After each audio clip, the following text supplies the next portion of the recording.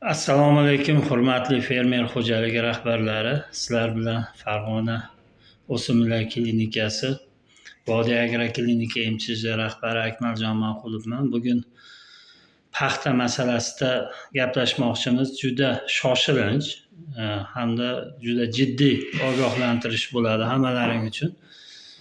Mana 2 kun, 3 kun erta bilan o'zim g'o'za maydonlariga borib aylanib keldim.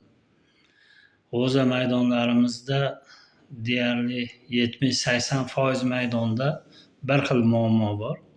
Hammamizni ko'zimizga paxta juda chiroyli ko'rinyapti. Barglari yashnab turibdi. Endi lekin hech kim shu paxtani yulib ildizini ko'rmayapti.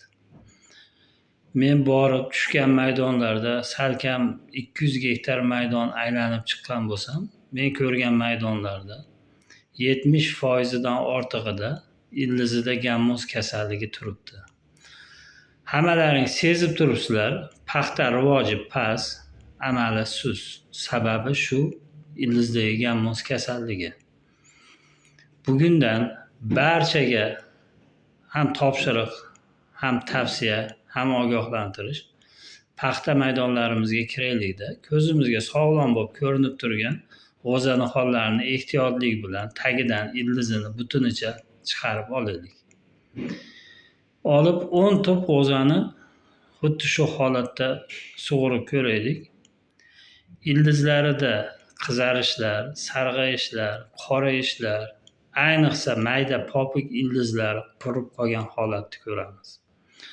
Bu nima degani endi? Mayda popuk ildizlar qurib qoldi degani. O'simlik endi oziqlanish uchun buni tishi yo'q, og'zi yo'q. Oziqani mineral o'g'itni eng mayda popuk ildizlar o'zlashtiradi hamda o'q ildizga beradi.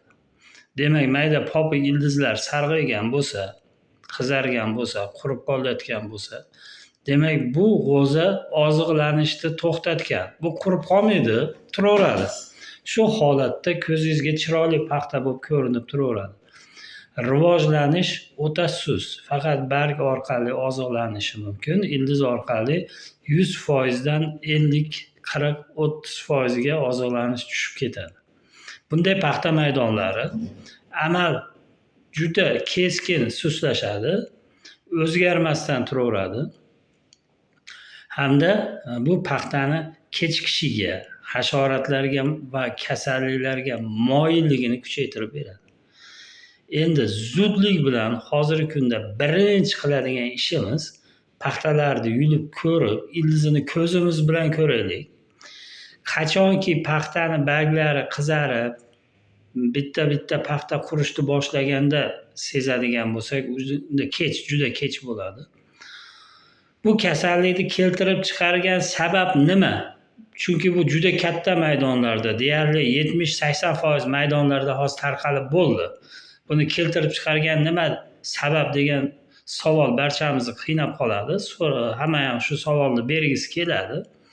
Bu kasallikni keng maydonlarda rivojlanib ketishining sababi chigit ekkanimizdan keyin harorat tuproqda keskin pastlab ketdi. Sovuq havo oqimlari 2-3 marta kirib o'tdi. Qatqaloqlar bo'lib o'tdi, sovuq havo oqimi kirib o'tdi, tuproqdagi harorat keskin tushib ketdi va keyinchalik havo haroratining keskin ko'tarilib ketishi natijasida tuproq qizidi. Bu past harorat yuqori haroratga keskin almashganda bu kasallik juda tez rivojlanib, tez tarqab ketadi. Shuning uchun barchalaringga tavsiya shuki, birinchi qiladigan ishlaring g'o'zani gammoz kasalligiga qarshi barchamiz kurashib qo'yaylik. Bu paxta havo harorati bugun 36 daraja ko'rsatilyapti, lekin amalda 37-38 gacha ko'tarilishi ehtimoli bor.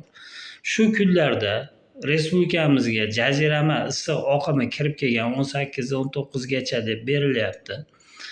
Bu harorat agar 40 darajaga yetib, 40 darajadan ortadigan bo'lsa, bu kasallik bilan kasallangan maydonlarda g'o'zalarni qurish ehtimoli kuchayib boradi. Bir tarafda ildiz qurti mavsumi yetib kelyapti. barcha e'tibor berib qarab tursin. Bugun chislo 13 bo'ladigan bo'lsa, 17, 18, 19dan boshlab ildiz qurti yoppa zarar keltirishni boshlaydi.